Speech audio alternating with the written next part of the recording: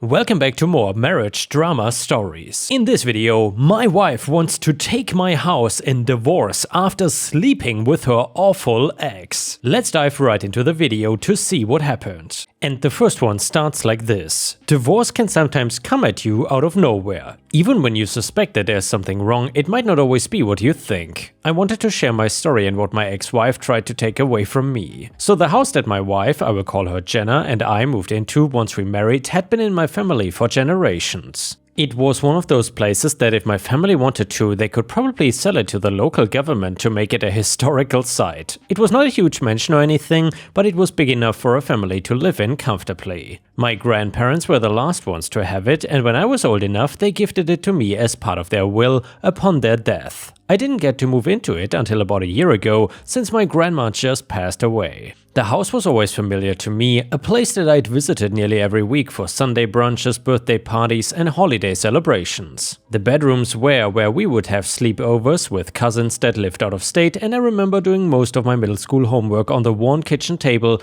that I wanted to keep up that tradition, and if me and my wife ever had children, I would want them to have the house too. I thought Jenna and I were good together. We had been together for 3 years before getting married, and she was someone I thought I would be spending the rest of my life with. I want to say it was about a year into our marriage that I began to notice her taking out large amounts of money from our account. It is a joint account we share, but we each have our own separate accounts as well. I did not want to pry since the amounts were usually random. I initially thought that she had a gambling problem or was attempting to pay off a debt she hadn't told me about before we got married. We had enough money squared away to live comfortably, but not lavishly. I was not someone who wanted to spend a bunch of money on something I did not need, and because the house was already paid for, there was not much I had to focus on except for any repairs that it needed. Jenna was a bit more materialistic, wanting to keep up with fashion trends and buying the latest gadgets. It was one of the reasons why we had gotten separate accounts, just so that we could buy whatever we wanted without dipping into shared funds. I wanted to confront Jenna about what she was using the money for, so I waited for a day that I knew she had off of work to come home a little early and have a chat. When I got to my house, there was another car parked in our driveway. My heart dropped when I went through the door and heard noises from our bedroom. I found my wife with her ex-boyfriend Mark. I was heartbroken, but Jenna seemed to be more than okay that I actually found out. She even told me that she didn't have to wait for me anymore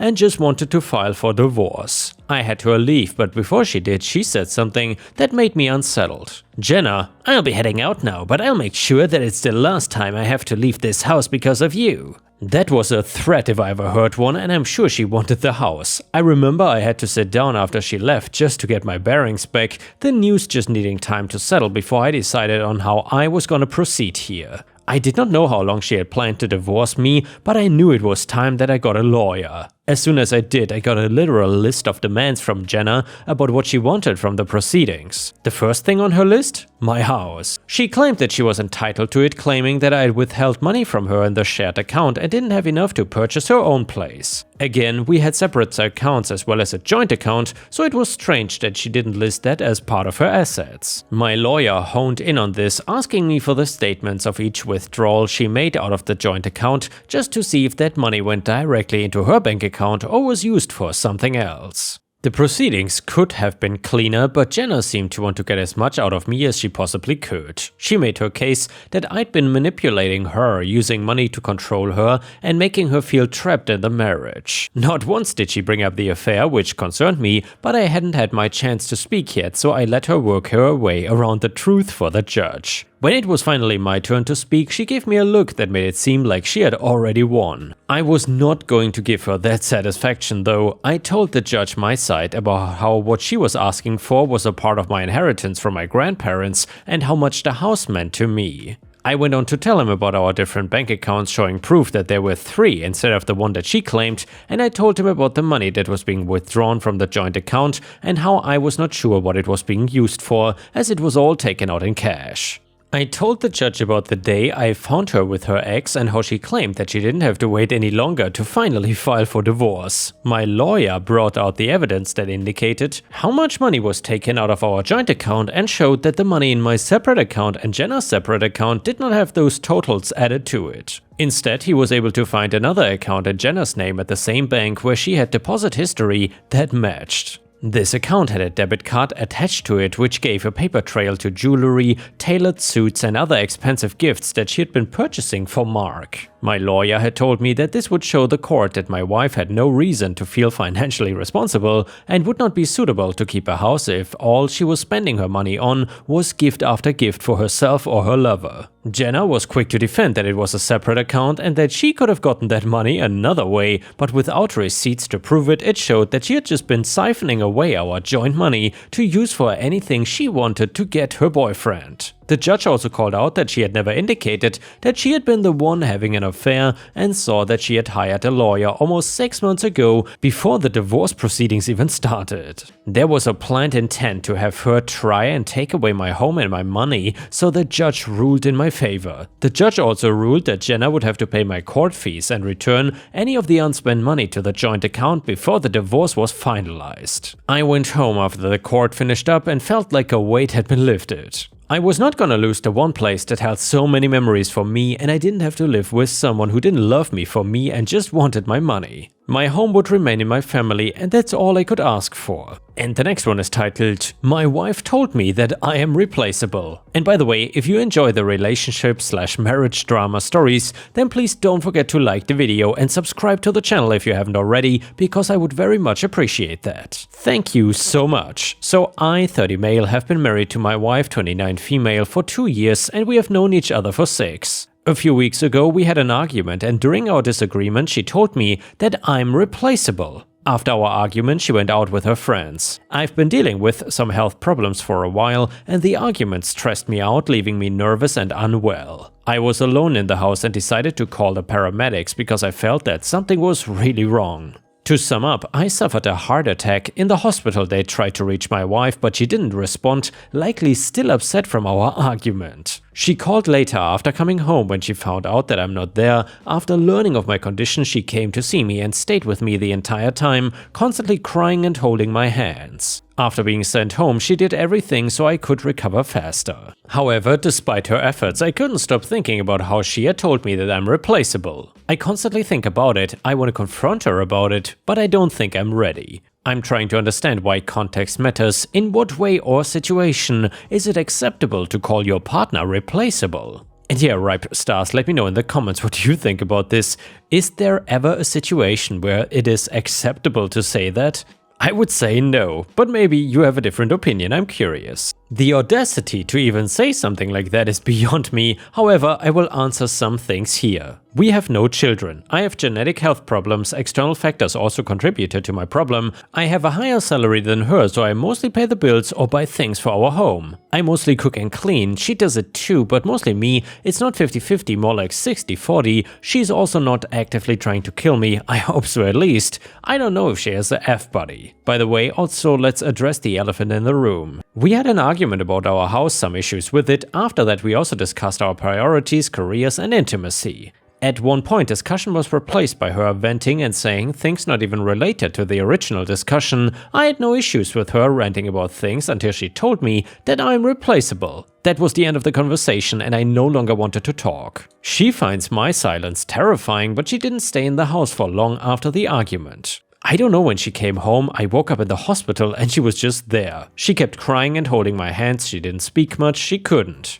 On a side note, some people in the comment section have some issues themselves, like some of the comments are just wild, horrifying. Typical Reddit, I would say. Anyway, update to the story. I have decided to separate for a month. We will go to a counselor and speak maybe 1 or 2 times a week. If she cares about me, she will accept it and do everything she can to improve our relationship and marriage. If she starts playing around though, going out on dates, or if I suspect her of cheating, I will end it. There won't be any forgiveness or second chances. I will make an update post sometime in the future. Some of you reached out and offered support and advice. I think the least I can do is provide you with the update. Update to the story. As promised, here's an update on my situation. I won't go into too much detail, just the most important things. So physically, I'm doing great. I've started working out again, although at a slower pace than before. With time, it will get better. Separation really helped me a lot. Firstly, I might sound selfish, but I only worried about myself, so I did everything for myself. At first, it was a different feeling. I felt alone for the first time in a really long time,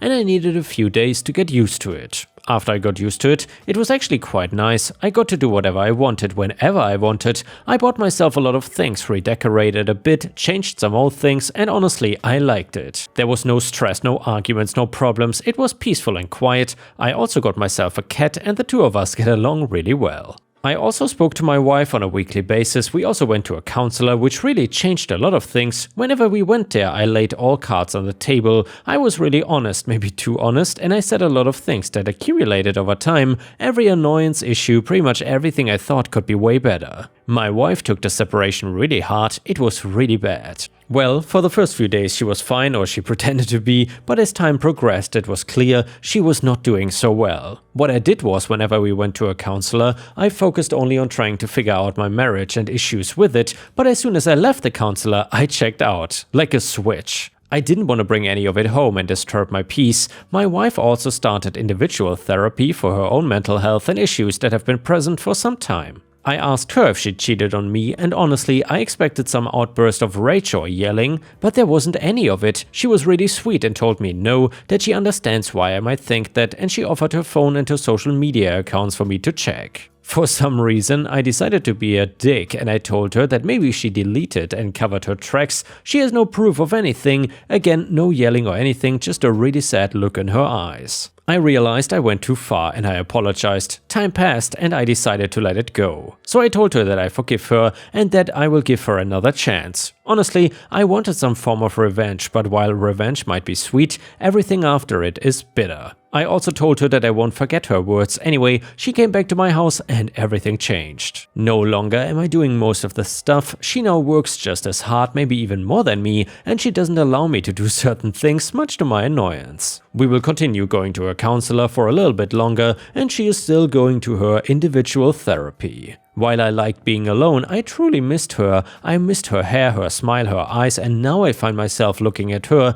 and paying attention to everything she does. I guess separation made us appreciate each other way more than before. Maybe we took each other for granted before and we didn't value each other until we split. I think we fell in love again. I cannot describe it, but each hug, each touch feels different, like it radiates with sincerity and love. As for the future, I'm planning a trip in secret as a surprise so we can go out of town for a few days, just the two of us. Time alone really helped me relax and not worry about unimportant things. I focused on myself and what I want my marriage to be, and my life. So now I'm going to work towards that. We really learned to communicate much better than before. We became much more open towards each other, more vulnerable, and I think it will help us going forward. I guess after all, it turns out that I'm not so easily replaceable. And someone in the comments said, sounds like you were happier single. I'm not really clear why you went back to your wife. At any rate, good luck. And now let's move on to the next story. It starts like this. The first one starts like this. I'm pretty sure that everyone at some point has had a neighbor on the street who is just an absolute mess. Sure, they are nice people when you talk to them, but as soon as you see their kids, you cannot help but wonder how they managed this far as parents. I was unfortunate enough to actually live next door to the den of 3 incredibly destructive and evil children, 2 girls and a boy. The eldest was a girl of 10, her sister was 8 and their little brother was 4. I had a daughter who was roughly the same age as the girls, and with the fact that my wife was close friends with the mother, they had playdates all the time. Whenever they came over, me and the wife would rush around like crazy, hiding all the breakable stuff, and when they left, we discreetly checked their pockets to make sure they were not running off with toys that were not theirs. After each playdate, you could almost guarantee that one of my daughter's toys would be broken. For instance, my daughter got the idea that she wanted to be a drummer girl, so we got her a little drum set, nothing expensive, just something she could drum on and see if she was keen on it, but she wasn't. But when the neighbors' kids came over, I swear they beat the living hell out of that drum set to the point that they broke the mountings for 2 of the drums. That is how hard they would hit them with the stick. They kept jumping on the bass pedal to the point the spring broke free and they squashed the seat. It was a nightmare and I really started to dislike them, especially when I started to get insights into how the parents treated their kids and felt it no wonder that they acted up as they did. There was no discipline in the house, and I cannot help but think it was because the mother was too lazy to get her rear off the couch, and the father, who was clearly at his wits' end all the time, did nothing but run away from the problem. I swear, anytime they did anything naughty, the mother would just yell at them to get on the naughty step, to which they would refuse and carry on with their attitude, and that would go on for a good half hour or so. To which the child would just break down into tears, stomp up to their room, and then trash everything. There was one instance where they wouldn't allow their eldest daughter to watch creepy and spooky YouTube videos, being only 10 and all. She threw her tablet onto the floor and stomped on it several times until it was unusable. I thought that was it, this kid is going to get bent over the knee and spanked or something, but nope, the mother ordered the eldest to the naughty step, to which the eldest said some rather nasty words to her own mom and ran off into her garden. The tablet ended up getting replaced by the end of the week. One day I am chilling on their couch during one playdate and the youngest daughter is cuddling up to me, which was fine. They were pretty decent kids when they were behaving themselves, but their youngest, the boy, who was about 2 at the time or so, wants to climb up on the couch to join in the cuddle fest. The youngest girl is not having it and keeps trying to push her brother away. I'm telling her to stop and that he can come and cuddle with us if he wants. She tells me that she doesn't want him near her and I swear to God, starts kicking her brother in the head. These were not gentle love taps or using her feet to push him away, she was proper booting him in the head with shoes on. My instant reaction was to slap her thigh and full on growled at her to stop. I did not slap her thigh hard, but the way my hand was cupped made it sound like quite the slap. There was not a mark or anything. The father gets notably agitated not because I had slapped his daughter's thigh, but because I had disciplined her. I explained to him that she was kicking her brother in the head, a 2-year-old little boy, right in the dome, right in the most sensitive spot on a toddler, and had to do something to get her to stop. "You don't discipline my kids, I discipline my kids." Which is fair, I admit I might have overstepped my boundaries, but I so desperately wanted to tell him that maybe he should actually try to discipline his kids rather than just letting them run wild all the time. But I was done with them anyway. I had just about enough of that family and the terrible influence they were having on my own daughter, who thought she could get away with acting like them now. I certainly stamped that right out before it became a problem and even outright told my daughter that I didn't want her to hang around with those kids next door anymore. She was notably upset, but I explained to her why that is and she understood, and although she still had the odd playdate with them, invites them to her birthday parties, she knows that they are destructive and not to replicate their behavior. So as time went on, the years melted away and my relationship with the neighbors ebbed to estranged, which I was absolutely fine with. We would hear them now and then, the parents shouting at their naughty children and the naughty kids shouting back at their parents. Until one fateful day, while the children were outside playing unsupervised, they did something so destructive even to this day I couldn't believe what had happened. So we were out for the day and the exact nature of events is a mystery to me, but at some point the neighbor's kids got into my back garden and started playing around with my barbecue. From what the fire investigator told me, it all started when the barbecue was knocked over, which set alight to the awning and eventually my house. That's right, those destructive little kids set fire to my house. I was not happy, I was probably the most pissed I'd ever been. The whole house did not burn down, just the kitchen, lounge and upstairs bathroom, so basically a third of my house. I was lucky it was not more, and from the reports I read, at some point the kids ran to their mom and dad after knocking the lit barbecue over. By the time they came around to the back garden to investigate the damage the kids had caused, the fire was already spreading rapidly. I was fuming, I had enough and decided to press charges to the fullest extent that I could.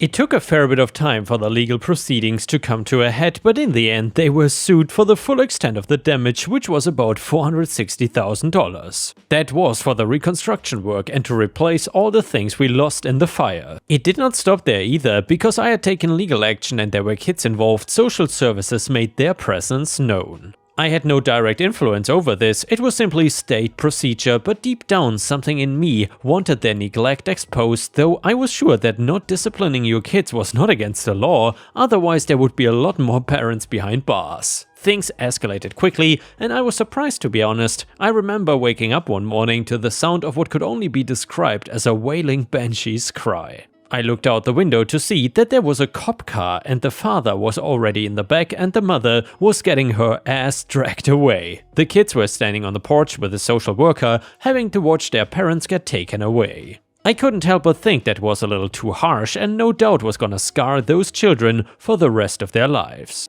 I later heard that the mother and father got arrested for reckless endangerment and neglect of 3 minors and their children got taken into foster care. I was not in the least bit surprised, and as sad as the situation was, I could not help but feel sorry for whatever poor foster family those kids ended up with. I still expect to pick up the newspaper one morning and read about a foster family with their house burned down while police are on the lookout for 3 demonic children. And yeah guys, with this we have reached the end of the video. However, if you cannot get enough of my content, please don't forget to subscribe to the channel to not miss any of my daily uploads, and also check out my podcast by searching for Ripe Stories on Spotify, Amazon, Audible and other podcast platforms. You will often find exclusive episodes and early access to new content. Furthermore, please check out my Patreon by going to patreon.com/ripeyoutube or my YouTube membership program for even more exclusive stories. Thank you so much and I will see you again tomorrow.